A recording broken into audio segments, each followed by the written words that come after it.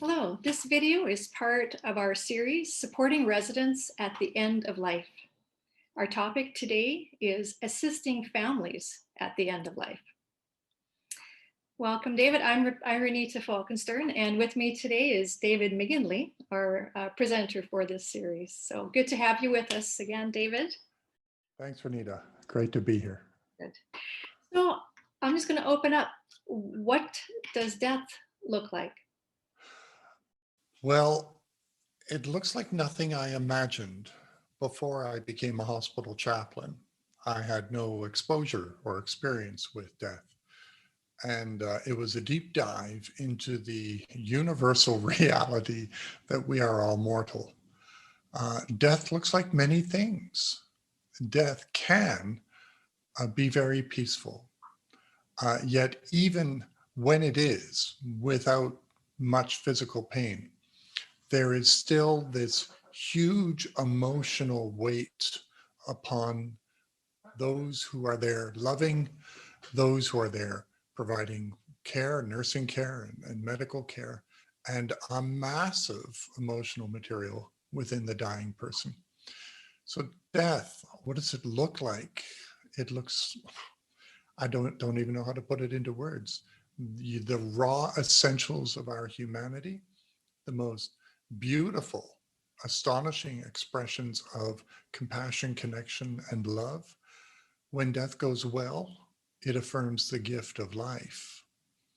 When death does not go well, it calls us all to step up in compassion, in acts of justice and solidarity, in wise discernment. Death looks like a mystery to me, as it ever did when I began, and yet I witness it. Continually surprised, continually learning how to love, how to be love, how to recognize what mercy looks like, what wisdom looks like, and I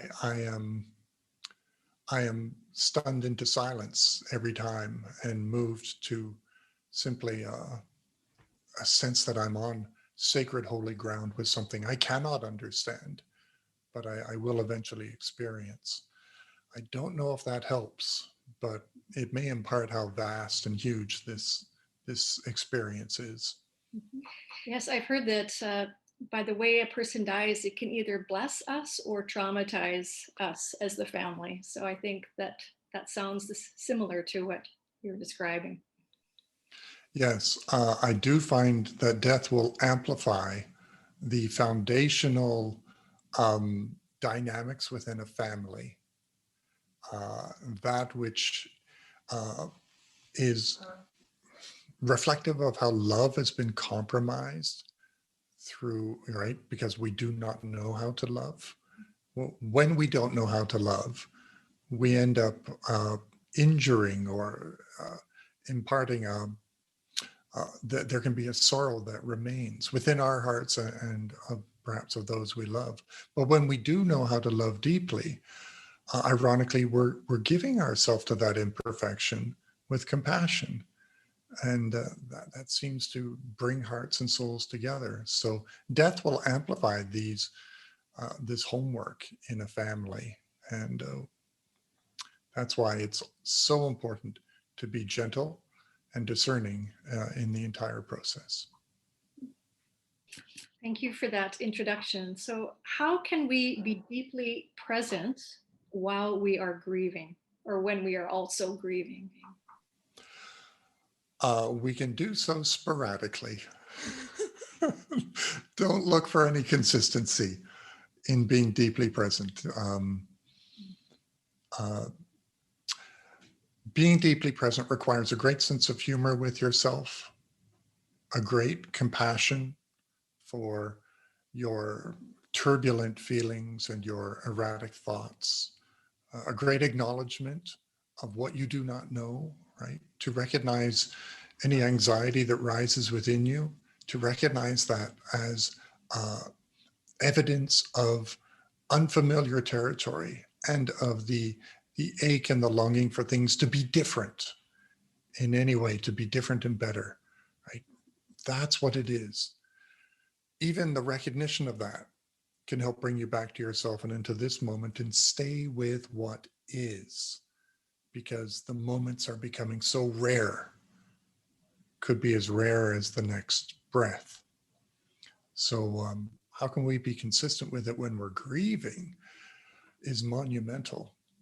Uh, Grief is so strange. It's a constellation of emotions that both destabilize us, disconnecting our frontal lobe, our ability to think clearly. It can make us crumble and dissolve into sorrow and lament. And yet, even that can be so wise, a beautiful expression of our humanity and our love. Um, Grief also, I like to say the wisdom of grief is that it is lifting up what is incomplete. It is lifting up what we value in the other person. And it is not something to be broken, it is something aching to be processed. And we process it through naming it, uh, presenting it, though we tend instead to project it, right? Um, so to be able to say, I'm so sad, that in itself can be enough to help you be authentically present. Uh, it's very rough terrain to navigate. And I find if you're providing care, then acknowledge the grief, simple physical contact, a touch on the shoulder, and opening up the stories, getting the grieving person to share stories about this person, this loved one, or for the grieving person who is preparing to say goodbye to all of reality. So their grief is exponentially greater than ours, but in a different way, different way. Get them to share the stories, and that will help them become deeply present once again. Okay, any practical tips? Then that's kind of leading into the bigger question of what are some suggestions you have for how to be present and how to assist families in this grieving process and in the storytelling process? Yeah, so if you're providing support to the family, perhaps you're a nurse or a chaplain or you know, I find our custodians in the hospital, they do this fantastically, really well. Uh, Express genuine care and interest. Take the time. Practical tip is sit down. Yeah, put down If that room. right, if there's a chair there, and if it feels appropriate, then try to sit down. Ask, may I sit? Because you're demonstrating I'm willing. I want to give time and presence, and ask questions about this person's life, right? And you want to facilitate grief being processed. I recall being with a wife who was swallowed in sorrow as her husband lay slowly dying. And she said, I don't know who I will be after he dies, which was lovely. I said, that is good love. Well done. You found a good guy here, right? See how warm and casual and yet honoring that statement is. And she smiled and she says, yeah, and he found a good girl, right? Which was, it brought her back to herself, right? You want to honor the love that's going to carry you forward in the conversation. Um, Helping families be deeply present means also recognizing that each member of the family will take a different role. Some may come close, some may hold back, right? Some may just step up as the appointed leader. And notice those who are very quiet, acknowledge them, right? Moving close there. Uh, get everyone to really feel like family, even if the family is broken, right? If there's been disruption, which is going to be amplified by the situation of the loved one dying, then listen for those themes, be discreet and gentle, but I find it often sufficient there to say, yeah, I've never seen anyone leave this world with all the bits all nice and tidy, right? I find every family has interesting dynamics, but here you all are pouring in the love, and that's beautiful. That's what it's about. What do you do about the family members who fly into action to try to do all kinds of extraordinary measures, or perhaps are not really fully accepting that death is coming? Yeah, those people are usually trying to catch up on the homework. Others who have been present through the good duration of the illness, they have existentially adapted into the reality of this situation. And someone who's flying in may be trying to catch up, not overtly, right? It's just the way we are. And this is them trying to orientate themselves to hope, to possibilities, to make sure everything is covered. Why? Well, because they're grieving. They're going through anticipatory grief. It is destabilized them. It is animated their desire to do. I glibly sometimes refer to this as cramming for the exam. You're trying to get in all of the words you failed to say, right? You're trying to repair things. You're trying to demonstrate that, yes, you do love this person. And yes, you are here on equal footing. Well, of course you are, right? But we're scared and we're anxious. And again, a death in the family is going to amplify the different personalities and dynamics in the family. So Different observe coping that. mechanisms. Yeah, Yeah. yeah. Um, it's why death can become so complicated, because we're complicated, and yet death is so simple. Keep the pain under control by staying ahead of it. So, make sure they're not underreporting their pain, and uh, provide other comfort measures that um, do the best that they can, normalize aspects of the dying process that may be difficult for the family, such as the sound of what seems like fluid in the throat, right, which happens occasionally. You can orientate the family to the dying process, right? Point out the indicators of dying. Um, they're all in the room. Can you touch the hands and feet? Are they very cold? Are they getting colder, right? That's the blood moving to the core of the body to maintain what is most essential. Right? Encourage the family, talk with your loved one, even if they're unconscious, trusting that if, hearing may be the last of the senses to go. And I think it's actually consciousness is actually able to, at a point, be amplified and perceive not only what we say and what we feel. So, and share the stories. I remember praying with or listening to the stories around the bedside of a patient. And this elderly woman in her 90s was the matriarch, right? And I said, could you tell me more about Susan? And they began to share the stories. And I heard themes of control, what she says gets done, right? And I said, well, she can't interrupt us. Can you go a little deeper?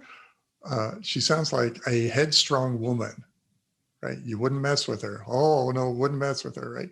And that astonishing humor and levity, right? When it's accurate to the person's character, it breathes fresh air and deeper presence into the family members. There is a place for that, and it's really quite lovely. So what I'm hearing you say, David, is find a way for the love stories to come forward, and the humanity and the humor. Do you have any stories about that you want to share about when that went really well? Well, I have hundreds of stories here from the hospital, but if I may, could I share the story of my own father? Oh, please do. Yeah. Yeah. So my dad is he was retired Navy, and he was a naval historian and was diagnosed with pancreatic cancer. And at first, of course, with the swelling and the in his belly, he was told, well, after the biopsy or after the scans, he was told, yeah, that's pancreatic cancer. And at your age, I'm afraid there's it's not worth doing aggressive treatment, and it'd be best to move to comfort care. And the doctor was comfortable doing that, both because the doctor and my father were very pragmatic about these things.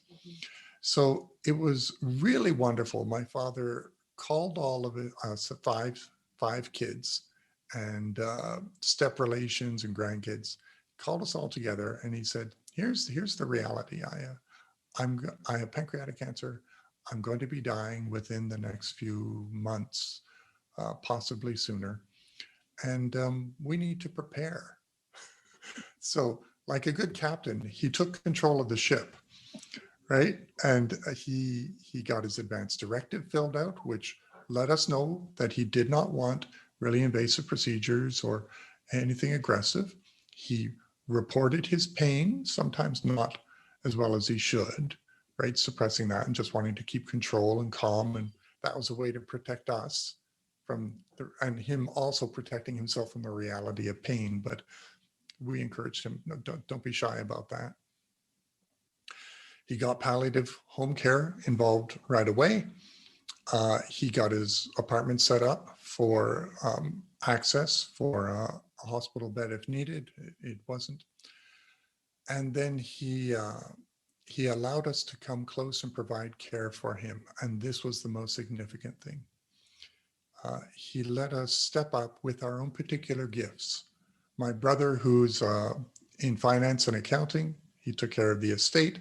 My two sisters, who are exceptional, and they've been taking care of my mom and they've worked with the elderly, they did the very physical aspects of care for him. My brother, who is he's this beautiful radiant light, also on the autism spectrum. He was a gopher, and he just anticipated everybody's needs. And other relatives, right, stepping up and listening to the stories. And me, of course, as a chaplain, I sat down and we talked about the spiritual dimensions, a life review, making sure we recorded some of that, and talking about the love and the hope that was waiting for him. He was willing to be vulnerable. And in that, he was soaking up our love, right, without apology. And he said frequently how grateful he expresses gratitude, and he would express his love, and not a very didn't do that a lot through life, more in the later years, but to say I love you and I thank you. He did say I forgive you, which was the third of the four most important things. Uh, but it was more in terms of I ask your understanding of my choices in life. I haven't always made the best choices, but right, that was his way of asking for that forgiveness and reconciliation, the broken bits. And we all laughed about that, and that was all right. And he said goodbye to everyone as a group, and we would go and have time alone with him, and he would have his goodbyes then. Then, and this was the most important part of why this death went well, he gave himself to receive the physical care, especially for my two sisters. And we had a palliative care nurse stay for the last 2 or 3 nights. But my sister administered the pain medication. They were exceptional. And I remember sitting with my father, just him and me. We all took turns, 2 hour shifts, sitting at his bedside. And then there were so many of us, it was 1 hour shifts and then 30 minutes. But his eyes were closed and he was unconscious. And then he opened his eyes to discover he was still here in this world. And he saw my face and I smiled because I was just so grateful for him. And he said, "Oh, well, I guess if I'm still here, your face is good enough to see." Thanks, Dad. Thanks. Never wants Uh, me to get a big head. Yeah. yeah, yeah. And it's not an angel, but it'll do. And then the most astonishing and beautiful thing happened. And if this is going to happen to anyone in a pastor's family, right? Uh, or in a pastor's life, you want it to happen to your parents and to your family members. Uh, he was unconscious for a considerable, right, for about a day and a half. And then at about 4 in the morning, with his best friend at his side, he suddenly opened his eyes. And with peculiar strength, given how frail his body was and his swollen belly, he lifted himself up and he looked up and reached up with his arms. And joy was upon his face. And he said, "Come, come, come." Nearing death awareness. He was perceiving what I trust was his welcoming party, right? Spiritual entities, perhaps his mother, um, perhaps his parents. 2 weeks before he died, he confided in me that he had a dream that all the dogs he'd ever known had come to him, and he felt such love from them. And he wept as he shared this dream with me. And he said, "Do you think it was real?" Right? And I said, "Well, you know what Will Rogers said, I don't want to go to heaven if there are no dogs there." It was really lovely. Oh, And then he sank back into the bed and moved into unconsciousness and never revived. He died with all of us around him, we all holding hands and watching his breath gently fade. Pain had been well controlled, and we had loved him well in those last pivotal months of his life. And as he died and took his last breath, I said, the blessing of Aaron, right? Right. God bless you and keep you. His face shine upon you. Be gracious to you. And I couldn't finish it. I wept, and we all anointed him with our tears, right? And we all were better for it. It was astonishingly beautiful as well as difficult, and went smoothly in no small part because everyone stepped up without resistance to the reality, and good palliative support and great medical team. And my father took the lead all the way home. mhm. That's well done. Thank you for sharing that beautiful story and a really helpful example of all the things you've been talking about. How the different members of the family will express their own personalities in what essentially is a crisis situation, or certainly a very stressful situation. It's our parent, for example, and it's always tough to lose somebody so close, and the ways in which you can make space for each other and to let that person die in character and to let them bless you in the way that they die, in the way that they leave. Yes, I never understood the ancient biblical story of a father dying, and it was critical for him to give his blessing, Mm. right? Uh, Now I understand that. It's not an abstract notion, right? I feel the blessing of my father. Uh, and it was given at the critical moment of his life as he leaves this world. Um, we are blessed to be a blessing, right? And what is a blessing?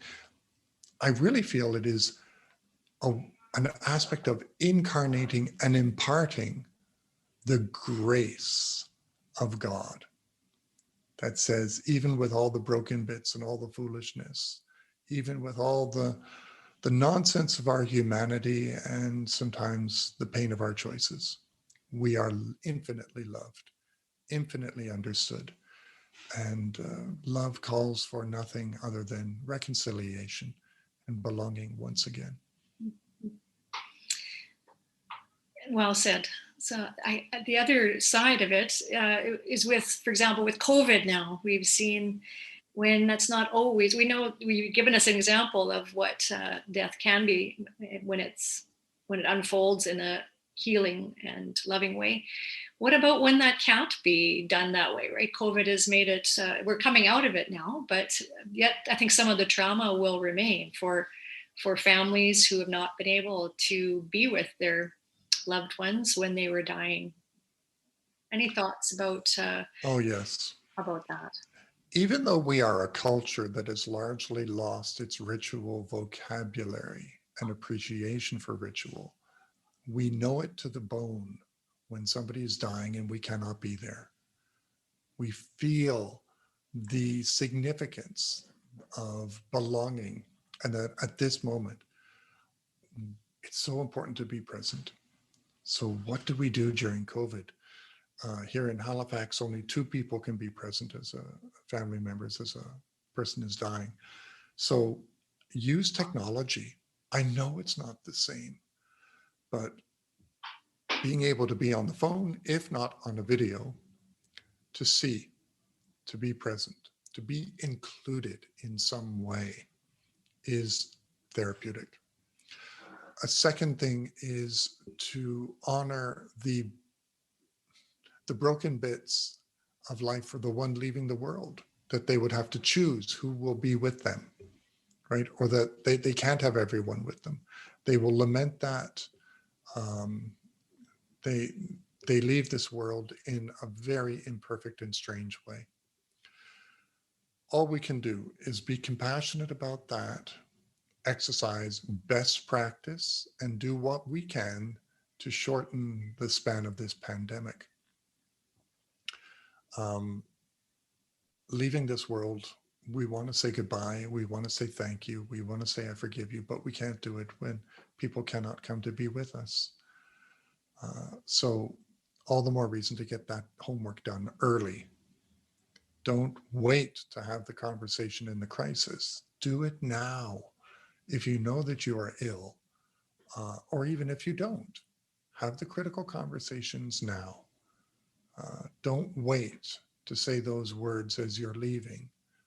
Uh, if anything, this pandemic can motivate us to be courageous and vulnerable and say those words we are aching to say. Right? Talk with each other about this is what I appreciate about you. This is who you are to me. Right? That's that's not moving casually through life, right? That's being awake and aware and embedded in grace, empowered by love, and moving forward in wisdom. If anything, I hope we learned that from the pandemic. Mhm. Okay, thank you. Any last comments or thoughts, or as we close? I would encourage everyone to let love be your spiritual practice. Do not imagine that small gestures of kindness are inconsequential. Uh, as you pass people at 6 feet distance, bless them, smile with your eyes, acknowledge, uh, wear right PPE as an act of love, wash your hands as an act of love for the sake of humanity, and be curious about your mortality. Do some research, uh, explore the evidence demonstrating we are likely much more than flesh and bone, and look at it with a critical eye, but be open and curious, and shine. I always say this at the end: shine, because the world needs your light. Mm. Thank you. Thank you so much for sharing with such heart and wisdom and joy. So I hope this will be a blessing for all who watch this video. It's been an honor. Thank you so much. Thank you, David.